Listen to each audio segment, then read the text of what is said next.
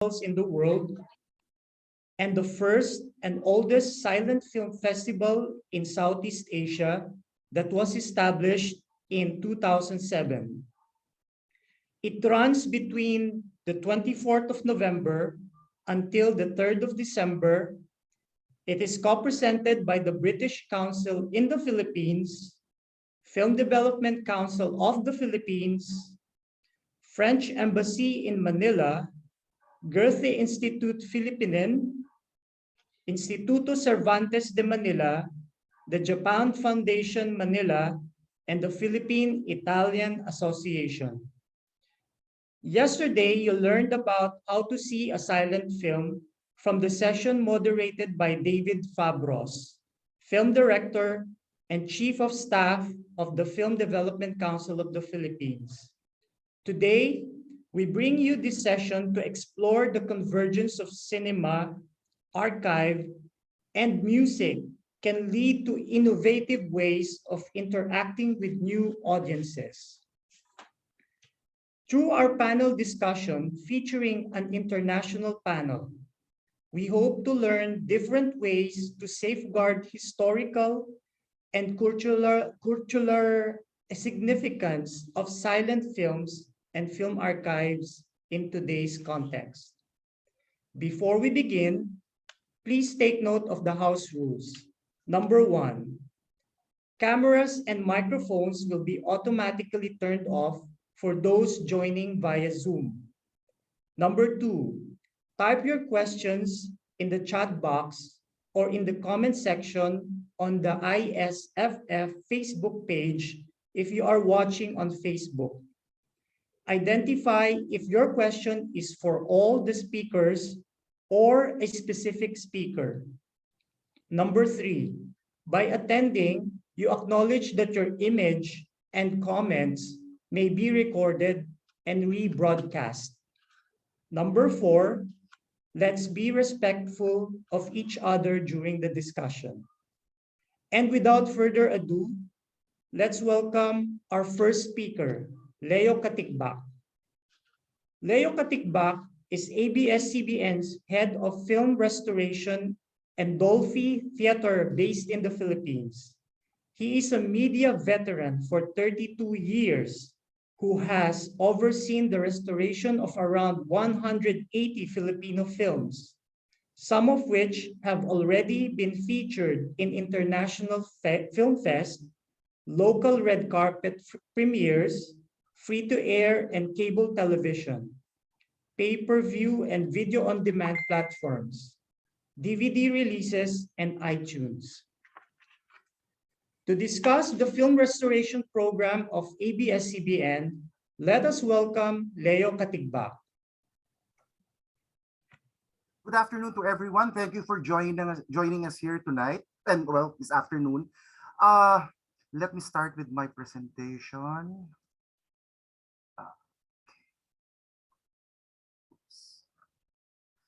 The Philippines celebrated 100 years of cinema in 2019. But one of the most surprising things is that there's little appreciation for a lot of the older movies, and even movies as recent as the 70s and the 80s are actually quite problematic.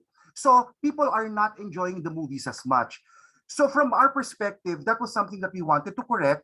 That's why a lot of the older movies that didn't have very, very good images, we wanted to make sure that they could be brought back at least to the condition that the creators intended them to be.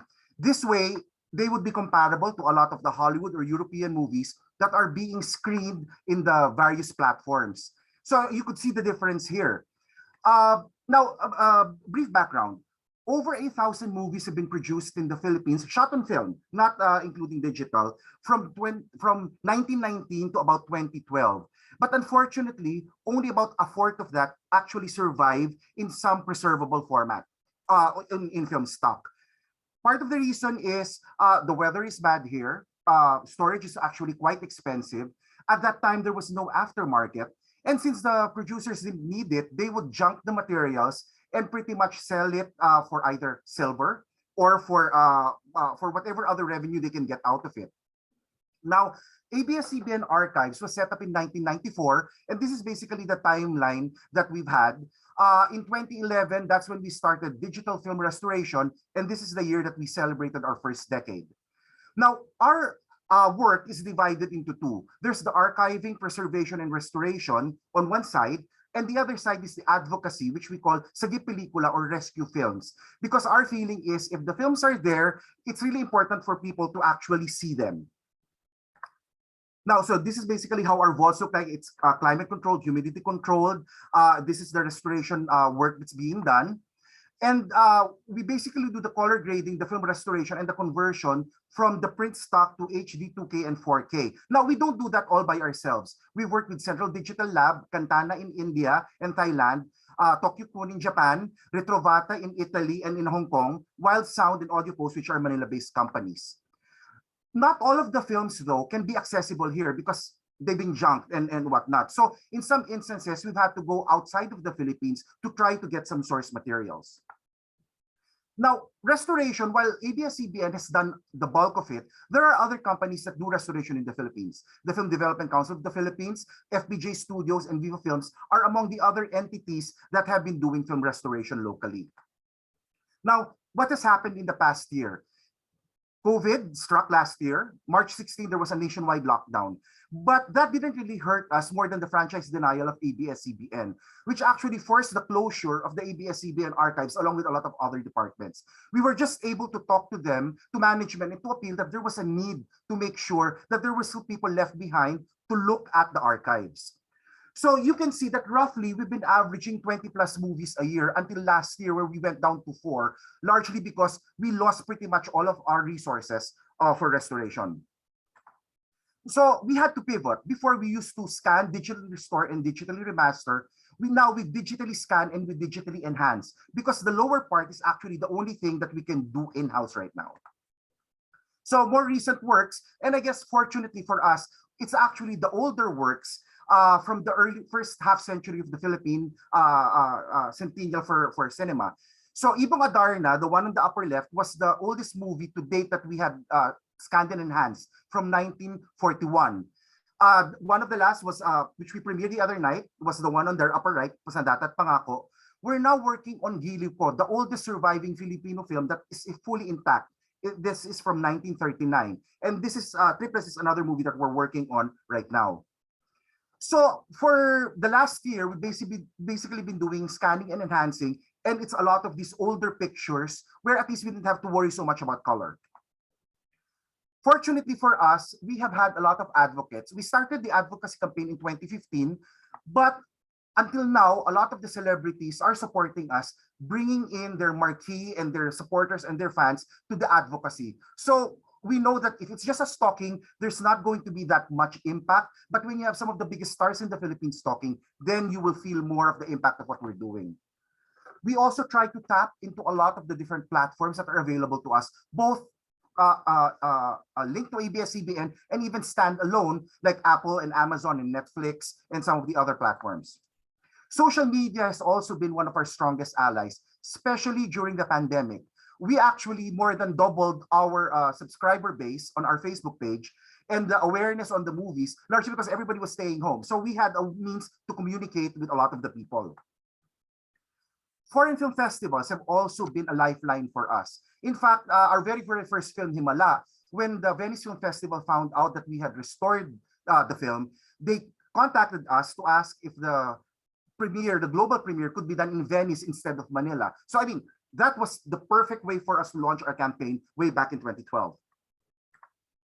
Now, road shows is one of the things that I've always done because I felt that, as I said, young people aren't familiar with the older movies. They're not going to go to us, so we need to go to them. So prior to the pandemic, we were conducting a lot of school tours in connection with teachers associations and whatnot, and this is nationwide. But because of the pandemic, we've had to pivot, but we also do it now online. I guess the advantage now is, even if before you were at the back of the auditorium, you couldn't see anything. But now everybody has a front row seat to the presentations. So we still continue our events. These are some of the more recent ones that we've done. The Tertulia is actually my first in-person appearance in nearly 2 years. This was our premiere last Tuesday, and I hope some of you were able to catch that. But let me end with a quote from Ricky Lee. He's one of the most celebrated screenwriters here in the Philippines. And basically, what he is saying is, we have the movies to look back at our history. If we do not look at them, or if we do not remember them, we are really consigning our history, our identity, to the dustbins of history and to oblivion. So to us, he's been one of our most ardent supporters, and we're very, very happy that he is instrumental in giving us awareness also. So on that note, thank you very much. That in a nutshell is what we do in Abs-Cbn Film Restoration. Thank you. Thank you, Leo. Our next speaker is Juliette Wallmüller, film restorer of Deutsche Kinemathek in Germany. She graduated in conservation and restoration of audiovisual and photographic cultural heritage in Berlin. Since 2006, she has been working independently in practical, theoretical, and educational digital restoration projects, constantly exploring ethical and aesthetic issues on film restoration. In 2010, she joined Deutsche Kinemathek, where she is responsible for digitization and restoration within the project Digitization of National Film Heritage. To share with us the film restoration work done by Deutsche Kinemathek in Germany, let us welcome Juliette Wallmüller. Hello, and thanks a lot. I'm sharing my screen with you. So thanks for inviting me. You see my presentation now, right? I want to show you a little, or give you a little bit of insight into the work we do at Deutsche Kinematik in Berlin in Germany, which is, I think, interesting to compare to what Leo just told us about the Philippines. So the main question I wanted to ask first is, why do we restore film? Oop, here I am. So films are really our treasure. They are part of our cultural heritage, just like paintings, just like sculptures. This is something that we really had to achieve. I guess it's the same for all countries, because some like 30, 40 years ago, this was not as recognized as in the field of paintings, for example, or other art fields. So they are not just part of our visual cultural heritage, but they also reflect our social heritage, if you think of tastes of films and everything. So this is just really important and answers the question, should answer the question fully, why do we have to restore film? Although another reason is film gets lost. What you see here is a picture of a shelf where I work, and it's nicely packed and full of film stuff, but that doesn't reflect the reality if you think about how films survived. This would be more the reality. This is an exhibition installation, and it represents the 20% of films that survived in Germany from the years before 1920. So we get 20% of surviving from the 20s. It's like half of the films that survived, and the rest has to be considered lost. Of course, there are many reasons for film to get lost. Leo already showed some of them. Films burned, films were reused. You gained the silver from it, you have the plastics and made shoe cream or whatever, whatever plastic products were necessary. And that was because film was not recognized as an art. In the beginning, it was just cheap entertainment for the mass. So there was no, there was no concern about preserving it. This is something that happened not just back then. This is something that happens still, unfortunately. Maybe you recognize this picture. It is from the fire that was happening at the Brazilian Cinematic in just this year's July, where a warehouse burned down and more than like 2,000 films approximately got lost, and this was after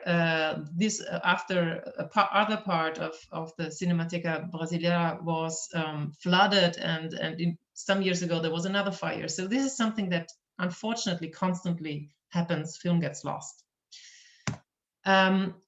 Film cannot be seen anymore. You might experience also in all of your countries that the cinemas change from analog to digital projection. So suddenly big parts of our collections are not visible anymore because nobody can project them anymore. So this is also a reason why we have to restore, respectively digitize today film to make it accessible at all. Then last but not least, film is a very, very fragile material. It just gets, it destroys itself basically due to its chemical structure.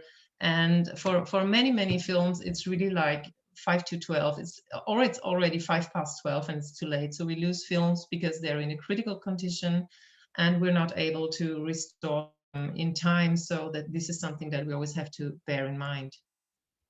The special situation of German cinema is something that I can just give a quick insight on the example of Wachsfigurenkabinett, das Wachsfigurenkabinett by Paul Leni from 1924, which will be screened at the festival, which I'm very happy about.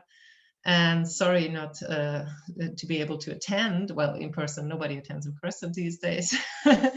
So this film was restored using film materials from the United Kingdom and from France. So we get films from London and from Paris, but we were not able to use any material that survived in Germany because there wasn't anything that survived in Germany. The original negative was destroyed in a fire in 1925, so just 1 year after the release of the film. And there was just no print that survived in the country where the film was produced. So all the materials that we found are in other countries.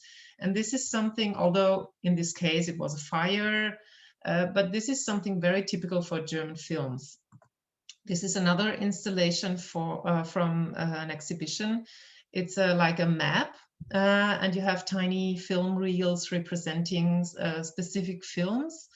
And it tries to show, quite in the center, you have Berlin, upper center, and then you have tiny lines that you might not see very well, but they show how the films spread all over the world. So, for example, a film was produced in Berlin, and then you have distribution copies, prints sent to the United States, to South America, to Tokyo, to wherever, other parts, Paris, London, other parts of Europe.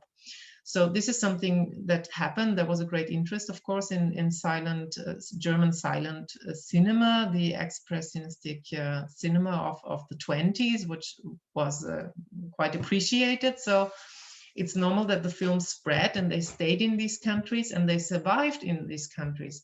Whereas in Germany, we had 2 world wars.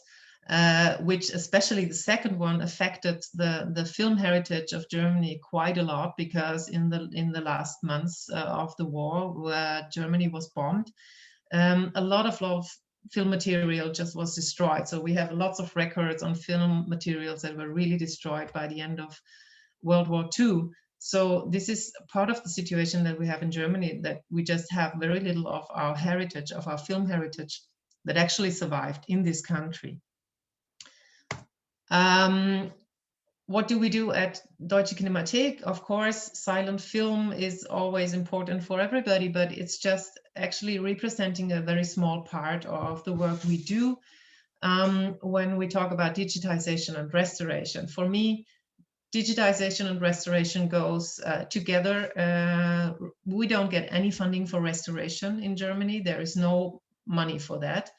No funding for that. So we get digitization funding, but anyway, when we digitize, we try to perform restoration, and we try to work in a way that we can still, be conformed to ethical and aesthetic principles of restoration. So this is something that we really see, I know it's not the same, but we all, every digitization we do, a high-level digitization is considered for us a restoration project. So apart from classics of film history, which start from the early years of cinema in the late 1900th century, we do also lots of other film genres that reflect our collection.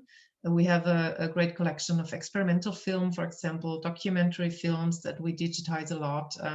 Actually, the main part of the film that we restore is from the 50s until the 80s, more or less. So we do older films also, but it's not our big part. It's not the important or the most important part of the things we do, I'd say. We have films, exile films, women filmmaking, female filmmaking. These are important parts of our collection that we want to be reflected in our restoration work. Just briefly, how we work, a bit of a technical information. So as I said, we are getting digitization funding. So that's basically what is being financed. What we can do in-house in Deutsche Kinematik is we can do everything that has to do with the film materials. So we do the evaluation of the film, of the mechanical condition, damage, of the photographic quality. We do all the comparison work, and we can do preparation of the films for scanning in-house. Apart from this, starting from this, we are not equipped really. We don't have any machines, we don't have any workstations for digitization or for restoration, digital restoration of films. So we have to work with specialized service providers, which are mainly companies. Some of them I recognize in Leo's presentation, but of course we try to work with German service providers because we like to be involved and we like to be there a lot. So we go to these are mostly post-production services that specialized in restoration as well. So when we send a film there, we don't just send it and get it back, but we go there and we are present quite a lot, and we get involved into, or we making decisions and get involved into especially the aesthetic process also. We're scanning 35mm originals in 4K resolution and continue in a 2K workflow, and 35mm duplication material and prints, and 16mm materials in 2K resolution. That's our standard. And we're creating archival formats for digital long time archiving purposes, and presentation formats because we have a cinema distribution. So we're creating DCPs and ProRes files and whatever is needed in Blu-rays. So that's basically it. And I just want to show or get your attention for an exhibition that we just opened 1 month ago. It is called Frame by Frame, and it is specifically on film restoration. That's the topic. And we try to, show basically what I told you. Why do we have to restore films? Why is it important? What's the situation? Films survived. We tell different stories of different films we restored, and we're having a kind of a workshop area, which you see on the pictures, where you can study damages on film material. That's what my colleague and me are doing at the picture. And you also see some tables and instruments we work with, and there is a 60mm projection reflecting what we do when we do color grading and watch film prints to get inspired. Yeah, that's basically everything from me. Thanks a lot for your attention, and I'm releasing you. Thank you, Julia. Thank you very much. Now let's pass the baton to our third speaker, Jo Wingate. Jo Wingate is director of Sensoria Film and Music Festival in UK, which she founded in 2008. It is a festival that presents a unique mix of live performance, film screenings, installations, exhibitions, plus music and film industry activity at venues across Sheffield, England.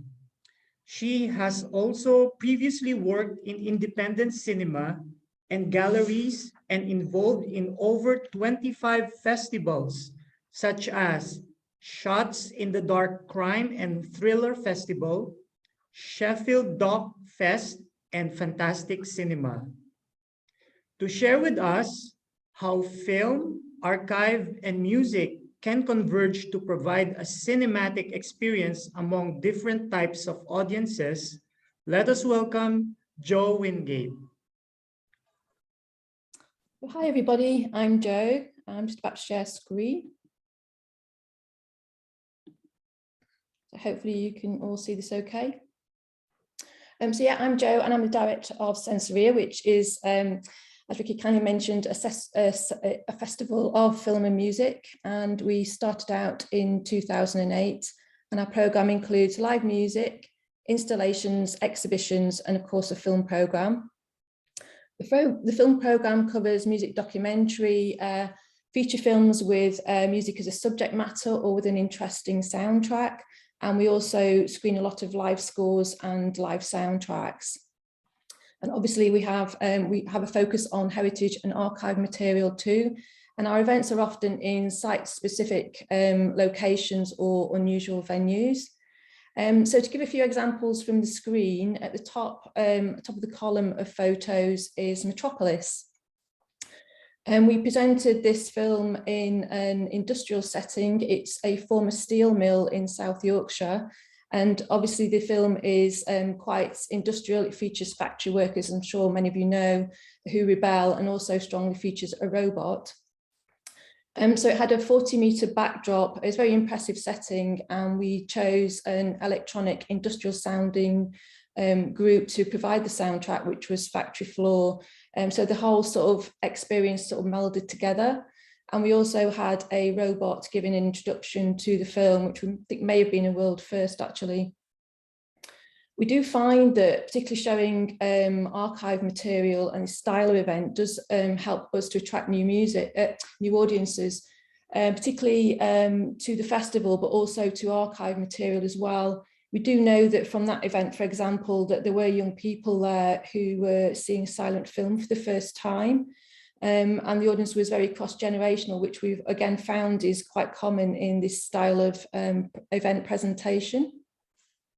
And we worked with the Goethe-Institut London on that event as well.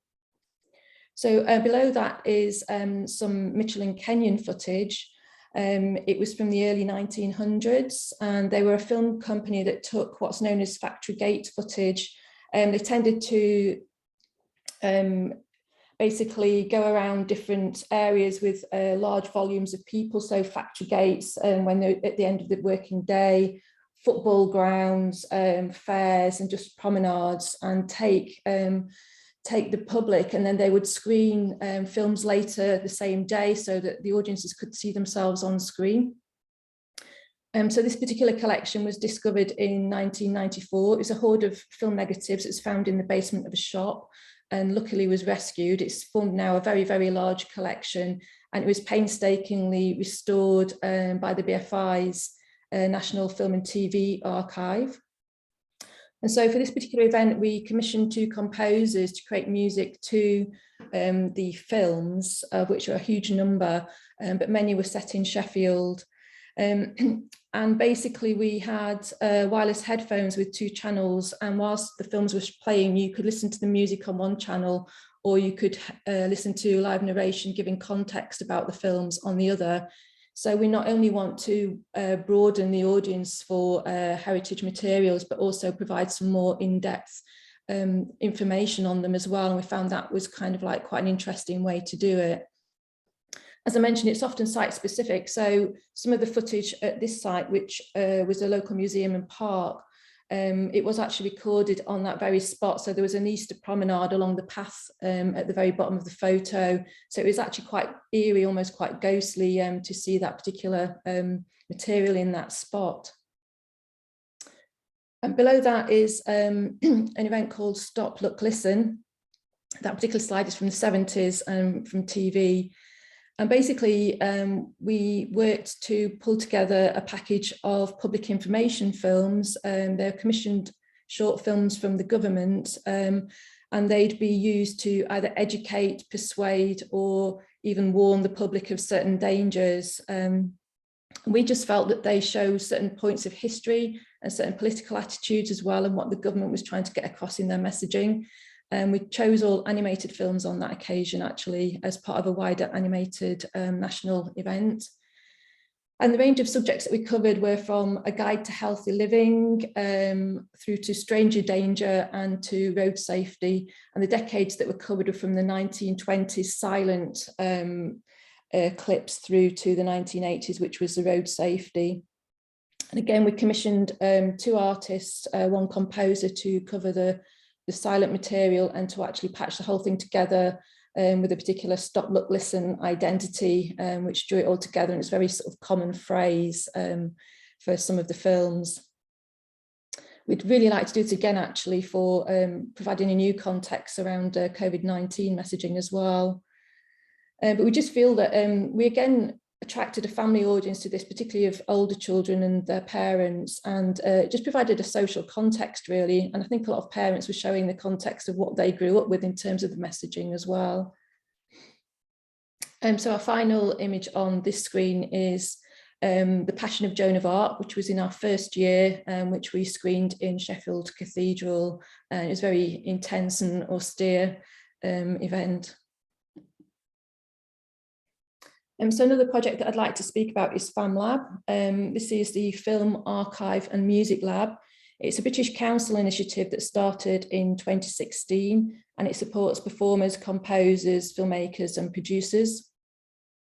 And they're all just basically working in a space where music and film converge, which is very much Sensoria's world. So among other initiatives, there's a week-long residency, which is where Sensoria got involved. And we invite a cohort of UK and international composers. And during the week, the composers will participate in a range of workshops and tip sharing and be encouraged to collaborate. And they'll also hear from speakers who are very established in their field in composing for picture or for archive film. They'll get mentorship and also a talk from the BFI archive as well. There's a very strong emphasis on collaboration, and a key part of the week is that the composers would be provided with an archive clip they can choose from a selection, and they will work to create music to that particular clip. And then at the end of the week, they'll do a show and tell and show their work, present it back, and the whole group will find out about what they've been working on. And the mentors will give them sort of tips on their work in progress as well. So it's quite a nice sort of safe space for musicians who are kind of like quite established, but actually want to reach out more into working with film. Just gives them new opportunities and a safe space to try out new ways of working as well. So in 2018, we hosted FamLab in real life at Sensoria. We took over a local recording studio sort of live room so that the participants could collaborate. And then in the evenings, they would go to Sensoria events. And the last one last year actually moved online. So we created an online hub, which you can see some of the pictures. And again, it was a hub with a lot of online resources. So we tried to make it as interactive as possible and still generate that sense of collaboration. But yeah, we feel it worked the best it possibly could do during a pandemic, and also opened up new opportunities in creative media for those musicians as well. Next year we'll be in Coventry, as that will be the UK City of Culture. So we'll be working with a festival in the city, which will be really interesting. And also out of the week-long projects, there are new sort of events and projects that get commissioned or get new work or new collaborations out of the whole experience. And just to give you one example, and this is Suffragitsu, which was a collaboration between a British and a Vietnamese composer plus a British filmmaker. It's integrated footage of suffragettes who worked to secure voting rights for women, but also integrated with the next generation of young women as well. And the main inspiration was Edith Jarud, who trained the suffragettes in jiu-jitsu for self-defense, and she formed the bodyguard. So we kind of like tried to sort of integrate to a new generation, and the event that was presented at Sensoria included a fanzine workshop it was all aimed at young women basically. So again, a new audience for us in some respects, quite a specialist anyway. And we had a talk and a screening and a resistance workshop as well. That particular film can be viewed on Vimeo, so I'll share the link later. But we were just very keen to show this one because it highlighted some of the lesser known stories of history, and the filmmaker was really centering on female figures. So I think that's another topic that's quite pertinent at the moment with archives, just the way that who curates history generally at the moment, and how we can sort of have diverse sort of stories told as well. So yeah, that's just some examples. A lot of the work we've done with archives has mainly been British based, so we're actually very open to working with international archives and collaborators as well. So that's an area that we would very much like to explore. So yeah, that's kind of it from me. I look forward to seeing the questions later, and thank you for listening.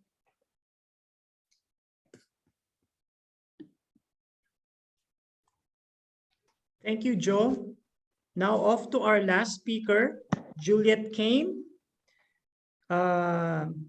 Juliette Kane, she's from the International Affairs Office at the Institut National de l'Audiovisuel, or INA, from France. So after a master's degree in culture and media and in international trade, Juliette Kane began her career in a theater company, the Collectif du Quai. After joining an Alliance Française in India, where she taught French and coordinated cultural events, she joined the National Audiovisual Institute in 2015 as an international affairs officer. As part of this function, she coordinates the action and international development of INA and participates in the development of cooperation projects, as recently in Lebanon and Latin America. To discuss access to digital archives in today's context, let us welcome Juliette Cahin. Thank you very much. Sorry for all the French names in my bio. So I will share my screen.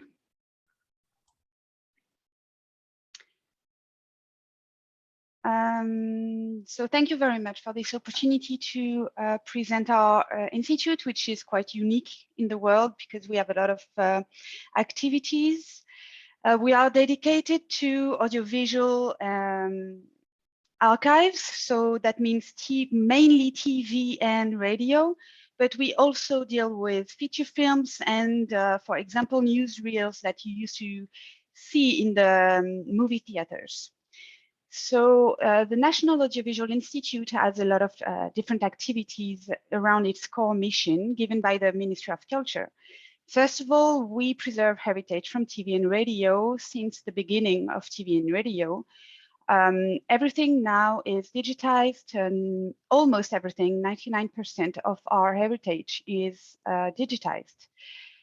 We also broadcast, and we see ourselves as a heritage media, since we are strongly oriented towards the audience and the public.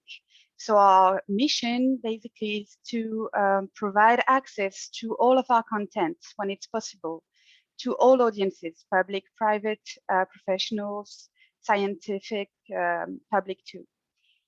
We produce programs such as documentaries dedicated to the media industry, but not only, also cultural documentaries. We also produce short formats with our archives and with our partners. We distribute clips and programs, and we also have, I think it's very interesting to know that we have a research and innovation department here. They work on problematics such as technical tools for restoration, digitization, especially on very difficult material. And we also have publications in human sciences that highlight the media industry in the world. We have, unfortunately, it's only in French, but we have a website with articles about the media industry, how we talk about this subject in this part of the world, or what is the media landscape in this country or in France. We also have a training center with more than 2,300 students who graduated this year for vocational training or also higher education. In this training center, we offer trainings for every subject around the media, journalism, and heritage, of course. So I will try to talk to you a little bit further about what we do for our audiences. First of all, the professional audience. So all the professionals who are undergoing projects for cultural, for example, events or documentaries, everything. For them, we have more than 2 million hours available on our website, which is available in English, of course. On this website, you can purchase short clips that you select. And on our side, we will do a legal analysis because one of our missions is also to respect the author's rights. So it would take a little bit of time. If you want to save time, you have this offer Ina Media Clip, which is a ready-to-go offer. You can select clips that are already analyzed and ready for use. So this is for the professionals. We produce a lot of different formats. First of all, the programs with public broadcasters. You can see an image on this Inattendu, which you can see on the right. This is programs mostly for news channels, but also we have an offer which is called Lumni for the students all over France and abroad, for the students in our French high schools throughout the world. We also produce in co-production with TV channels such as Arte, a lot with this channel. It's a very famous European channel. And we also create short formats for the social media. I want to navigate with you through our website, which is the crossroads of our offer for the public, ina.fr. But first of all, I will talk to you a little bit about Madeleine, which is an offer SVOD platform we launched 2 years ago, just at the beginning of the sanitary crisis. And we have 40,000 subscribers who can access programs, entire programs from partners, but also from our collections. So let me show you the website. So I'm sorry, it's in French, but I would like to explain to you a little bit what is our approach for the public. So this website was launched 1 year ago, not even 1 year ago. Our main mission is to, on this website, is to address the current news with images from the past, so we can give context to our audience. It's also to provide links to other offers that might interest our audiences. So for example, here you have the crisis between France and Italy in 2019 with a context. This is a program we called How Was It Before? So you can see that we provide context. We have journalists here at INA who will write about the context and explain everything around this archive. this changes every day. We also have themes, for example, the castle of Josephine Baker, who was a very famous dancer artist in the 30s. And a selection of content that you can see on Madeleine, our SVOD platform. Just for you to know, we have feature films on these platforms, heritage feature films. We acquire this kind of content with our partners. And we also have partnerships with platforms, very famous platforms.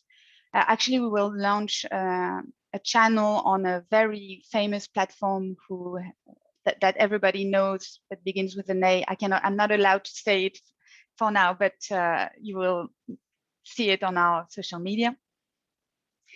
We are actually, now it's a presidential campaign in France with the elections next year.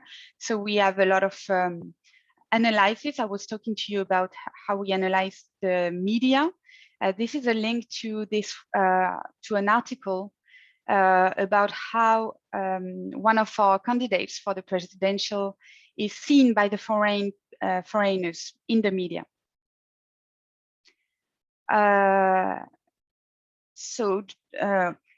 I'm not going to tell you everything, but you have a lot of news content related to the news, thematic corpuses too, and the nuggets. So the nuggets, it's what we find in our archives. You've seen that we have a lot of hours. So we are discovering all the time new content that might be very interesting. Sometimes we call them nuggets because it's very precious, golden nuggets. So that's a selection of those nuggets that you can see. Everything is free on this website. And I would like just to finish to show you how you can research and see all the content related to your interests. So for example, if I write Philippines, and if it works, you will see that we have 195 content related to the Philippines. And so you can go through it and watch videos. This is not a, for purchase. You have another website which is more complete. You will have a lot of different content on the professional website. This is for public use. So you can use that, and let's say you have a blog and you want to embed it, you can do that too. We also have, of course, a lot of activities on the social media. It represents the main part of our audience on the social media: Facebook, Twitter, Instagram, YouTube, a lot of channels on YouTube. But if you want to navigate and you speak French, the website is the crossroads of our offer for the audience. And that's it for me. Thank you very much.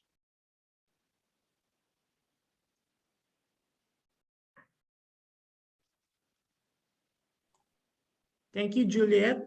That was a very interesting topics that our international panel have presented to us. And there's an underlying common thread among the presentation. It's we're talking about digital technology with reinvention. We're talking about restoration and reinvention.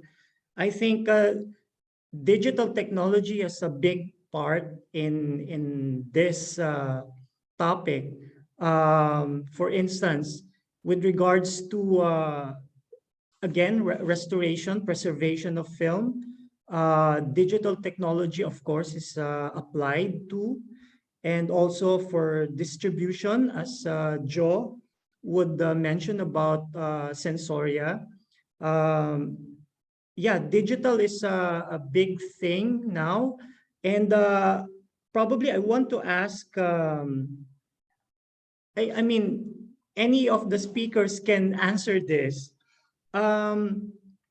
It has something to do with the audience. of course, it's very important. The reason why we restore films, particularly silent films, is because we wanted the new generation of audience to view this and to see this as an important part of their cultural heritage. What do you think is the percentage of the audience nowadays? Does the new generation of audience is interested in the preserved or restored films? Because of there's a lot of distractions right now, especially with our young audience. Do you think that the younger generation are still interested in this restored projects? What do you think?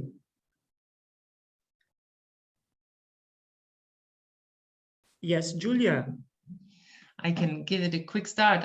I think once you get them in the cinema or on the screen, they are interested. That's my experience. The important thing or the difficult thing is to get the attention from them. So, for example, if I see now what you have, Juliette, in INA, all the presentation possibilities that you have, that's really amazing.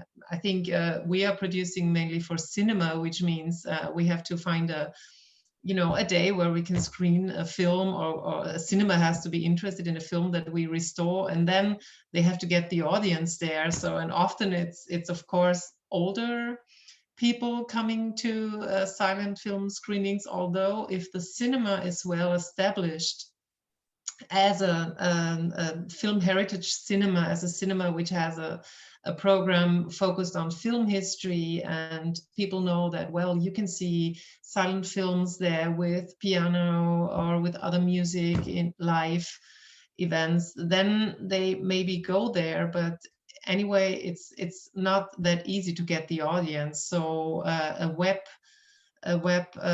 presentation format is certainly very important. And anyway, I think once you got the people there, they are highly interested. They just don't maybe before haven't thought about old films and that this could be interesting or nice or fun to watch.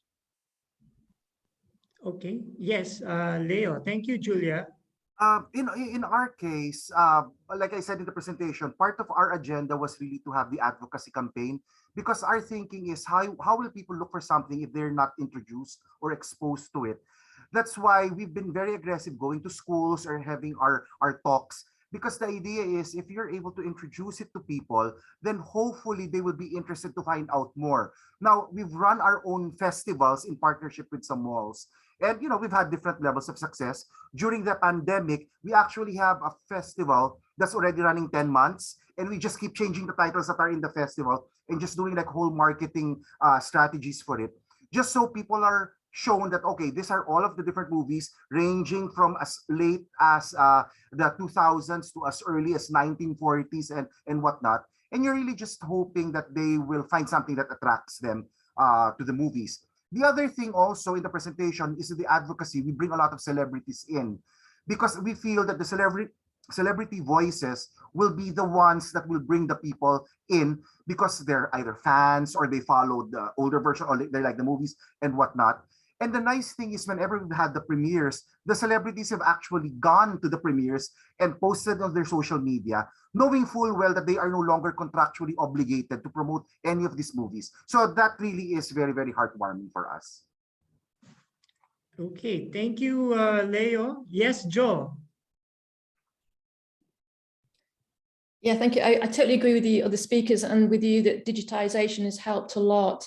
Just to add that with some of the events that we've presented, we also put some of the content onto YouTube channel as well, so that people can go back. And obviously things like YouTube are very well used and a good way of introducing young people to that content, and then hopefully taking them back to stimulate some curiosity about what Sensoria is. But obviously, we also have an emphasis on finding slightly different ways of presenting. So, for example, with live scores, it could be that people are interested in the musician or the band as well, and that will again bring new people potentially, and younger people as well.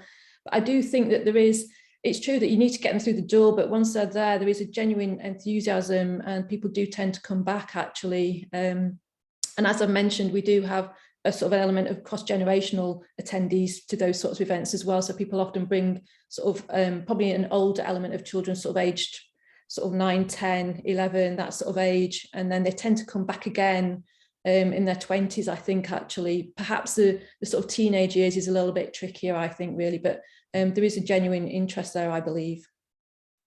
Okay, thank you, Jo. Juliette, do you have something to share?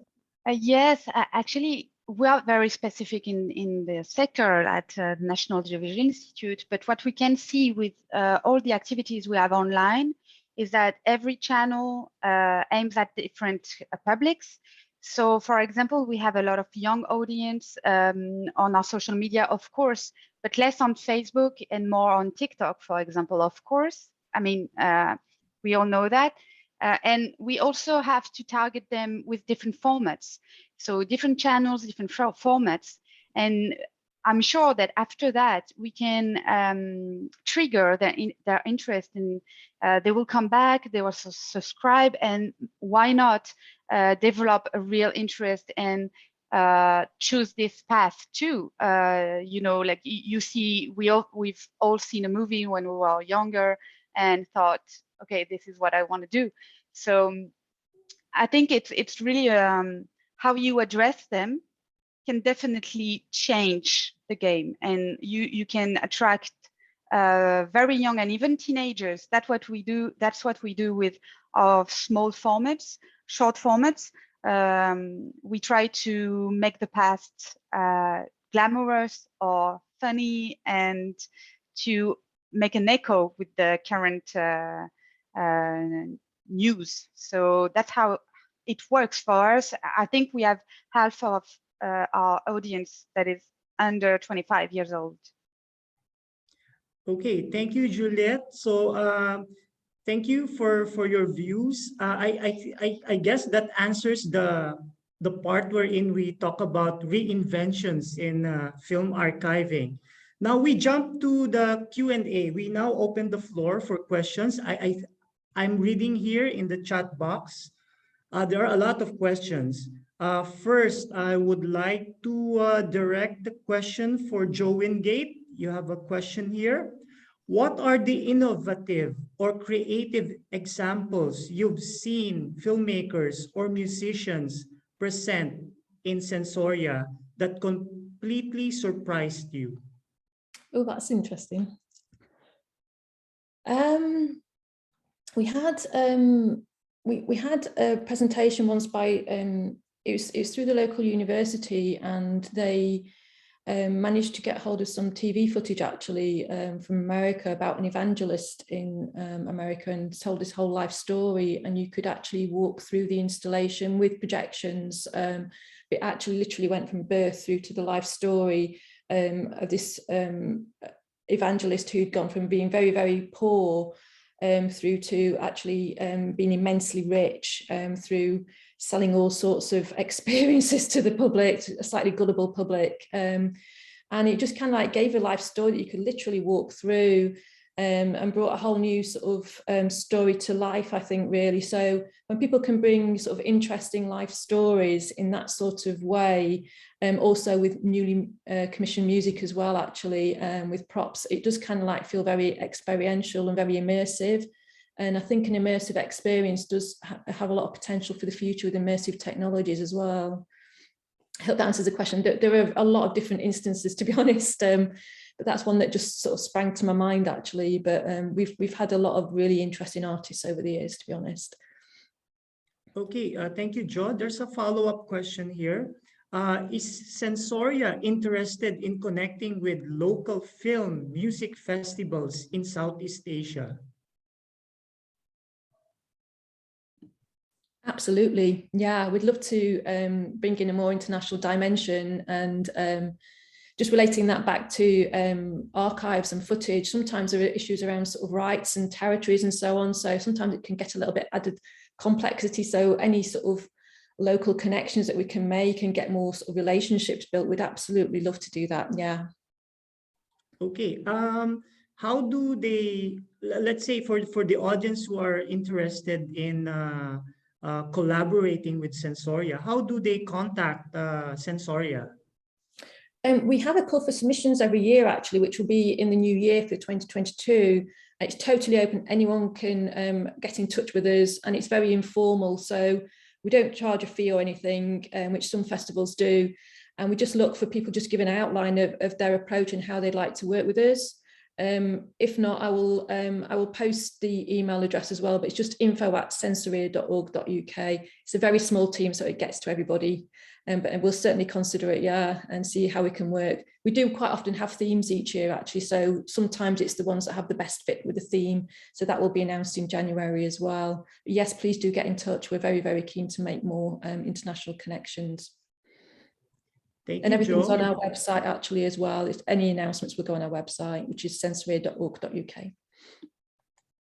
Okay, there's a posting in the chat box. Henry Palma of the British Council posted, learn more about Sensoria. It's a link, so anybody can visit that link. Okay, now, yeah, okay. Now, for all the speakers, you can answer this question. Is there a possibility for this archiving institution for an AV archiving fellowships?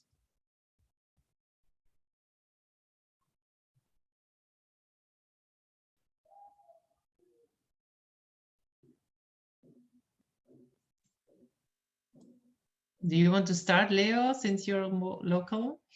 In our case, there's none, largely because of what's happened to us politically.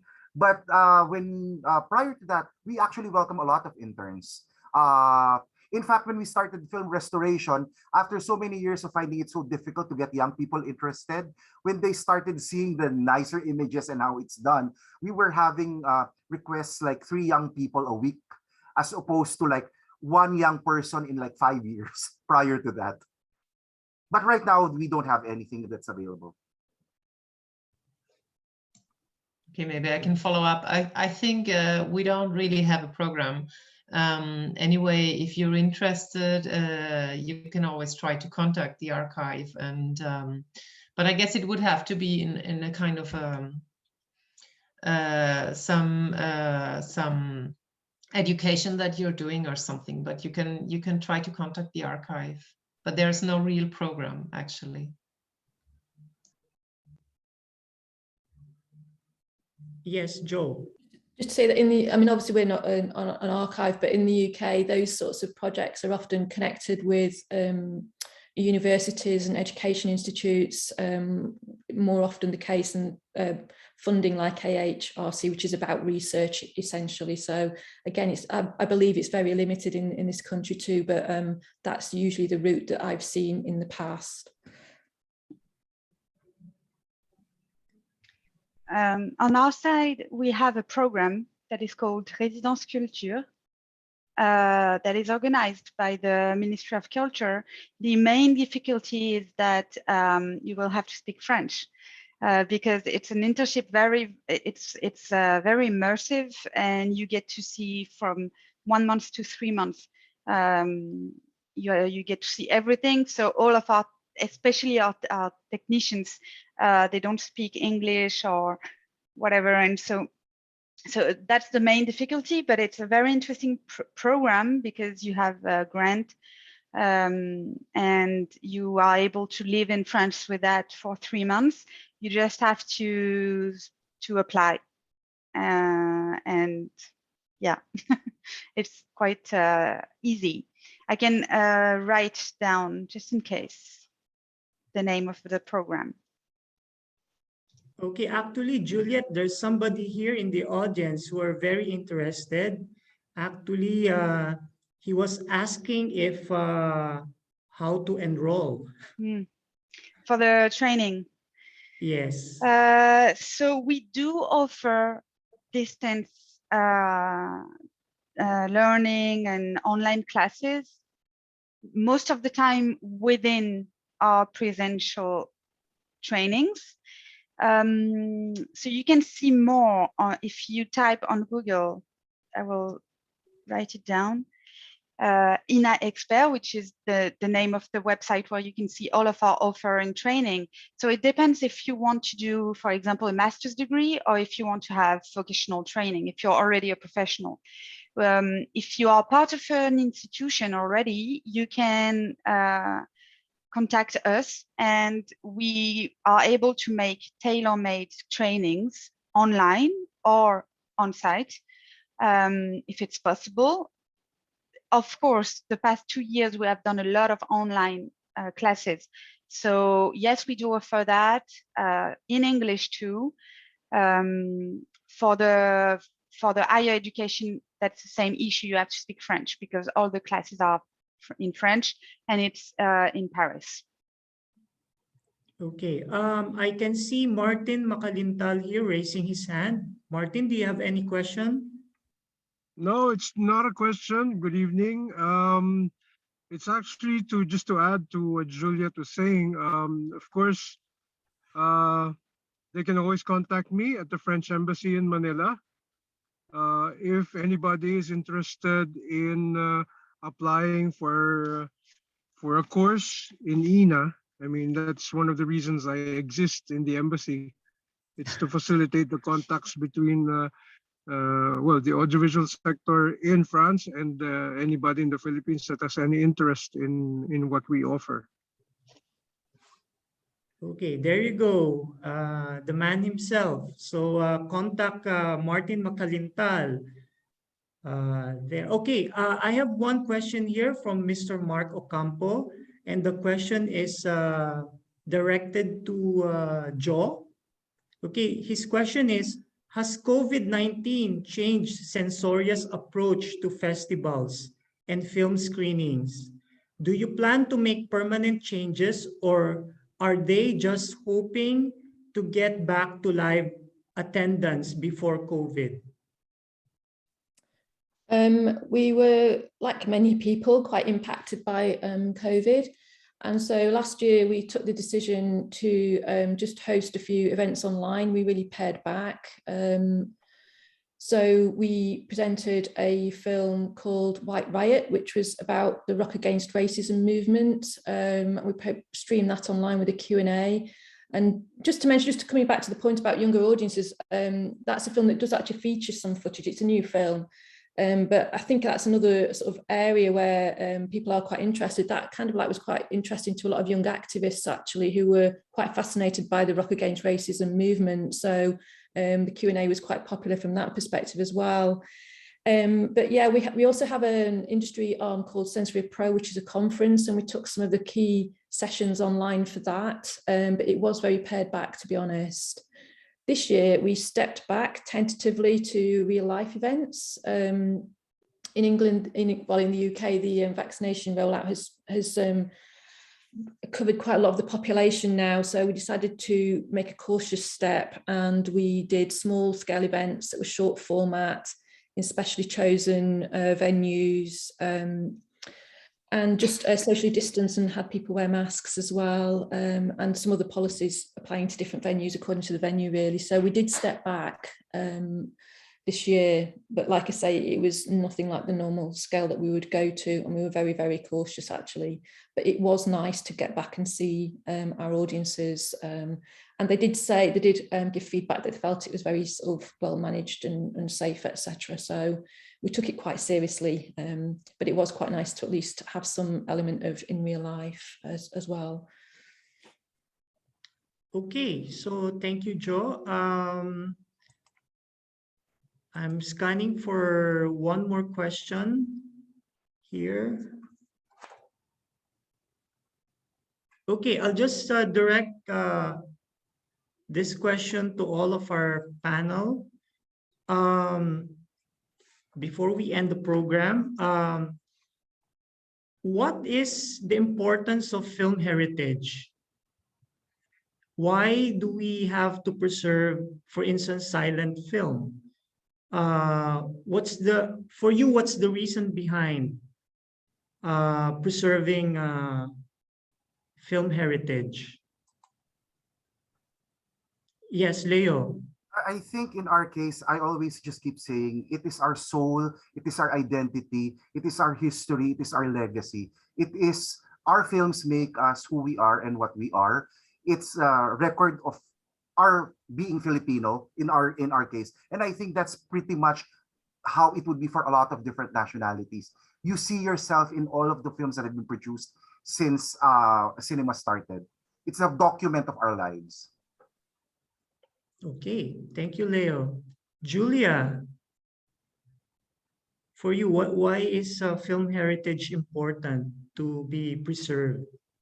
Well, I think I already said, mentioned some reasons in my short presentation. It's just this very, very important part of our social history, cultural history, but also social history. I mean, we can see what people liked at the time, what was a taste in the 20s, in the 40s, quite terrible as for Germany, but you know, it's part of our history, it's part of the culture, and it's the source for today's taste in moving images. So people who started to make films have seen some films before that inspired them to take this path. And sometimes we see films from, I don't know, that were produced like 50, 60, 80 or 100 years ago, maybe with 100 years old not, but sometimes you see films and you think, wow, they could have been done today because they're so modern in a way. We just had,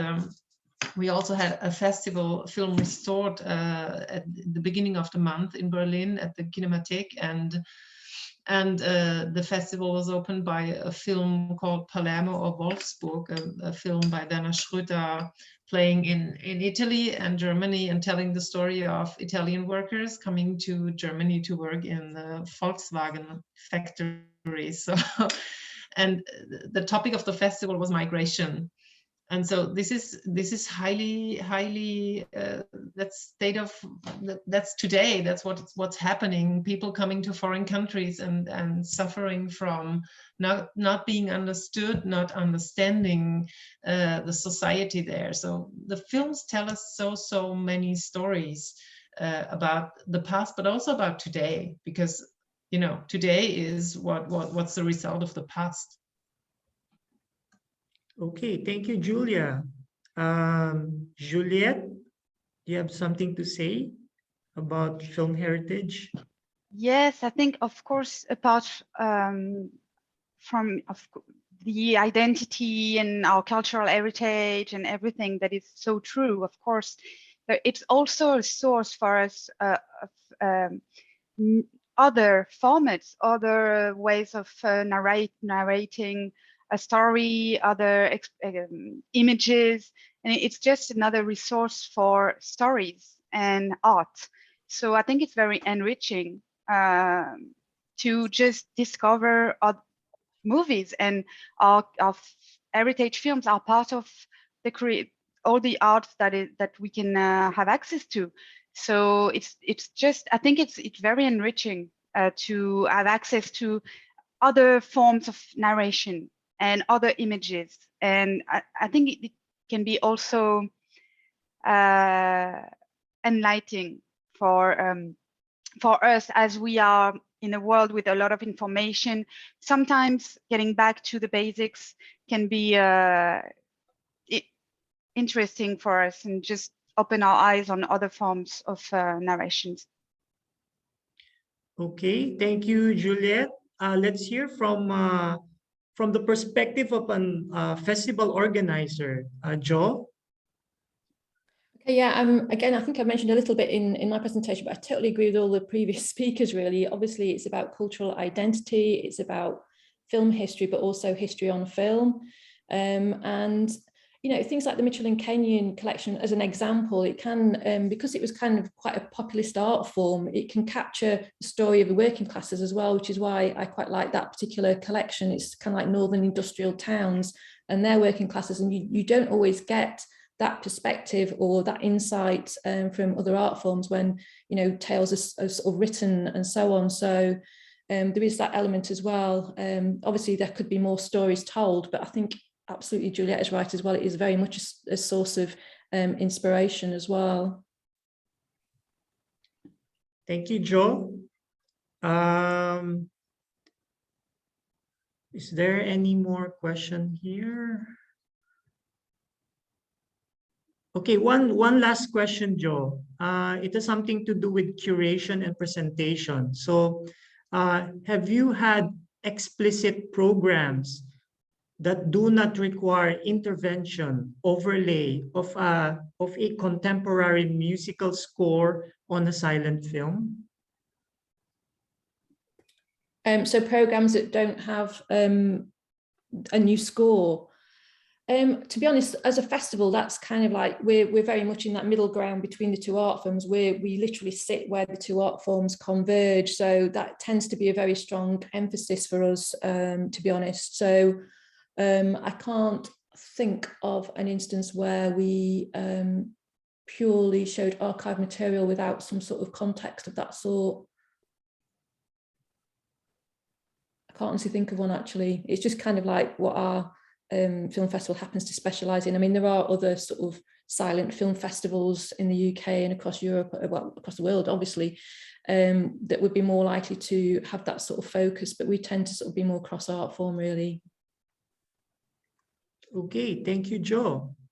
So thank you very much. We would like to thank all of our panel here for sharing their expertise and also their experience in film restoration, and of course, how do they tackle in preserving these films and somehow reinventing the methods or the process of archiving films.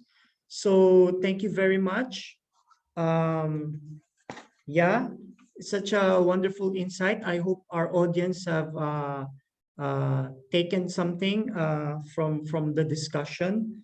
So we would like to thank our speakers, Leo Katigbak, Julia Wallmüller, Jo Wingate, and of course, Juliette Kane. So thank you very much. I hope that you found this session very useful.